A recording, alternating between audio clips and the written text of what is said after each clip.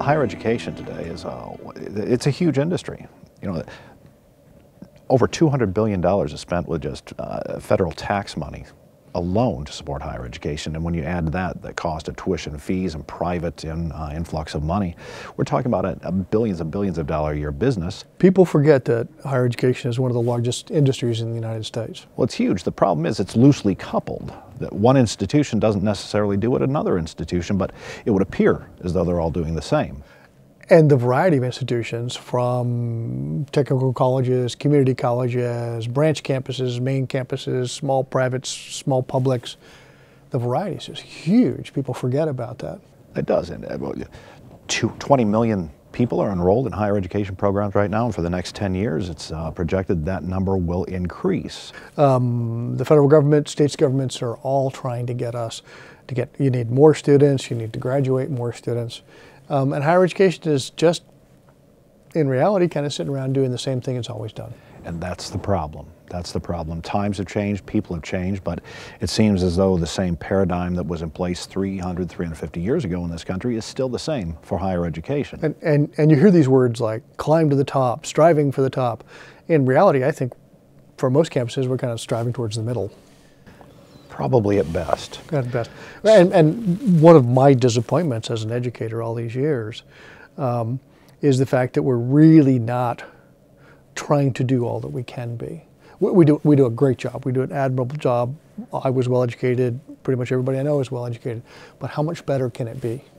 Well, that would be the question. But before we can answer that, we have to determine how good it is right now. You mean there's not a lot of data, Mark? Unfortunately, there's not a lot of data at all.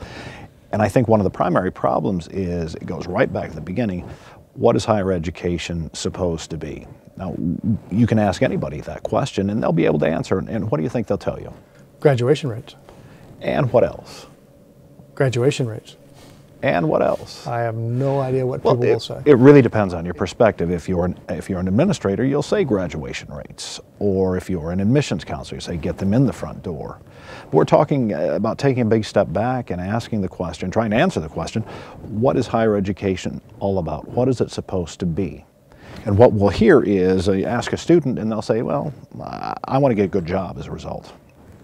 And ask their parents, and they'll say, well, we want our child to get a good job. Ask an educator, and they'll say the job of higher education is to educate and improve students. But these are all ambiguous terms at best. And some of them are hard to measure, and some are quite easy to measure.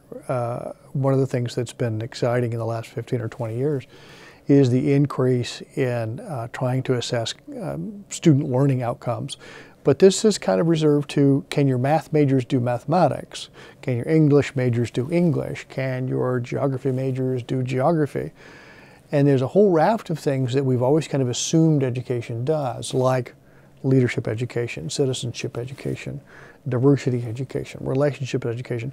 These are orphan outcomes, and they don't really get looked at a lot. Well, let me ask a question. Who says those are important?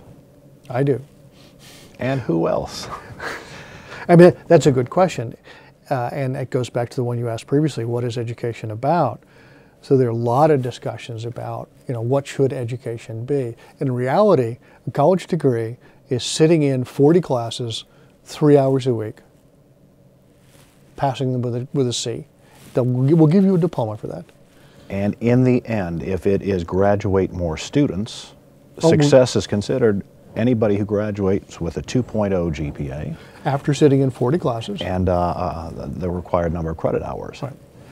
Well, this is what essentially led to our initial investigation. We had to ask, what is it higher education should be? And if you'll recall, that long process of asking people across the nation, from business leaders to politicians to civic leaders to educators themselves, what is it that college education should be? And we come up with a decidedly different answer than just graduation. And it was a fun summer, and I think the thing that surprised me most when I look back on those conversations is the consistency that we got. No matter who we asked, did the same kind of things. I mean, remember we asked, what was it? When a student walks across the stage at graduation, what do you want them to know or be able to do? There we go. And we got that consistent answer. time and time again. You went into the literature, and that was reflected in the literature, but then you go to the campuses and look at what they're doing, and it's not reflected It's there. a decidedly different story. Decidedly different story. So let's go over what we found in our research is what the internal and external communities to higher education say it should include. It should be the development of critical thinking skills, Excellent. Self-awareness, Yep. communication skills, Oral, verbal, using PowerPoint, all types. using media. all types, an appreciation and an understanding of diversity. It moves to citizenship. Always a good thing, and we'll get to this a little later, I'm sure, but always disappoints me is when that's one of the lowest scores we get from students. Consistency the lowest, and it has been for the last 6-7 years of data collection. But not for all groups, and we'll get to that. We'll get to that too. And the other two domains are membership/leadership, because it's really one in the same when we look at the phenomenon. Everybody studies leadership, but not a lot of people look enough closely. Any organization's got far more members than it has leaders. Well, you bet. And there's a skill to be a member, and there's a skill to be a leader. Absolutely. And finally, the domain of relationships. So we have 7 domains, broad domains, that the world is saying higher education should attend to these. But as you said before, higher education is really attending to, if you really look at the paradigm and what it does, it's focused almost entirely on the classroom experience with academic content, driven by the academic major the student chooses, and sprinkled with some general education for a broader learning, but still academic content. Do you remember the day I called you after we had done our first pilot? We had data on 300 and something students, and did our first analysis to find out, do these scales work that we've developed? And it was just such an exciting day. I mean, we knew that, of course, relationships is interrelated with diversity, and these are all intercorrelated. And we knew that. But it was so exciting when the numbers came out as well as they did. I mean, I've got a background in ed measurement, as you do. It was just so exciting to see how well we had done. But really, I credit the people who talked to us over that summer and said relationships. And then when we asked them, well, when they walk across the stage, what do you want them to know or be able to do in relationships? And just listening to them writing the items was remarkably consistent. I recall when we were speaking to a group at a major flagship institution in the state, and we put the same question to them as we did in our initial research, and we wrote the answers on the board, on a whiteboard, and on the other side of the flip whiteboard, we had already written the 7 domains. And when we flipped it over, their answers to compare with what the research had found, there was such consistency. So people are thinking the same thing. Now, talking just a little bit about the instrument, we have the University Learning Outcomes Assessment, what we call the UNILOA. It's built to measure levels of student behavior all across these 7 domains, with the assumption that if students are engaging meaningful behaviors in these areas, they should be learning as a result of them. Do you remember when we started to develop the list of demographic questions, what we thought might be related to this? What were the kinds of experiences they had on campus? What are the kinds of inputs that they were coming in with, like gender and parental education and all this? And it was like choosing the astronauts. We had no notion really of what were going to be the great questions. We looked at the literature, of course, to see what the literature said. But I think we started out with, 23 demographic questions or something, and then shortened it and shortened it and shortened it. Down pretty quickly. But it was fairly clear, fairly obvious. What are the kinds of experiences that affect students and are related to higher scores? And then, as we found later, as we got more data from more groups, other kinds of experiences that we hadn't asked about turned out to be really interesting. You bet. Now begs the question, why isn't anybody listening? Because everything's okay. And again, this is the striving towards the middle. And I'm not being pejorative. I think we've got a wonderful system that works extremely well. We have the system that is model for much of the world.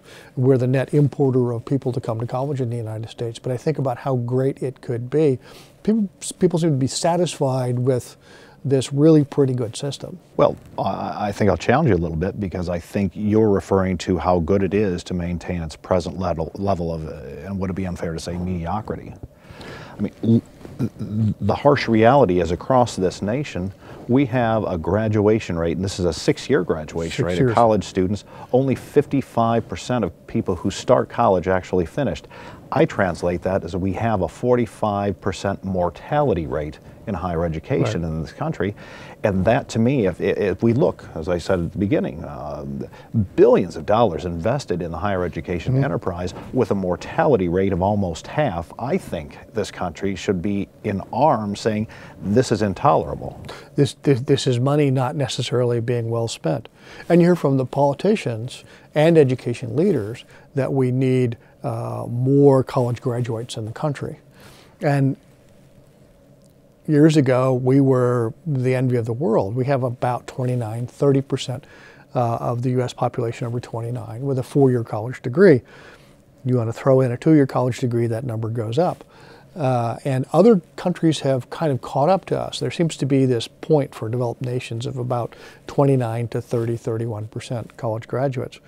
There are two answers to get more college graduates. One is to get more in the door, which is, okay, that's one way to do it. And the other is to look at this mortality rate of the students who aren't graduating. How can we get that 45% to graduate? Now, campuses that are taking the top student in every school, they don't need to worry about that. They're going to graduate. The ones with 85% graduation 95%. rates. And my question is, why don't you have 100%? That's another discussion. But on the other side, we have community colleges, a lot of online private institutions, open access institutions that can have graduation rates as low as 15, 18%. And if you look at a lot of states, the flagship institution will have a really nice graduation rate, but when you look at the branch campuses, that's a different story. And when you average those numbers out across all the branch campuses and the institutions, people pretty much begin to look like 55%. So how fair is it to say that the current prevailing higher education paradigm isn't working as well as we would like? It's working just fine for the 55% who graduate. For what we're getting. Now let's look at that 55% that graduate, because nowhere in the conversation do we hear about the quality of those graduates. No, they've passed all their classes. We can go right back down to the C average and 100-some credit hours.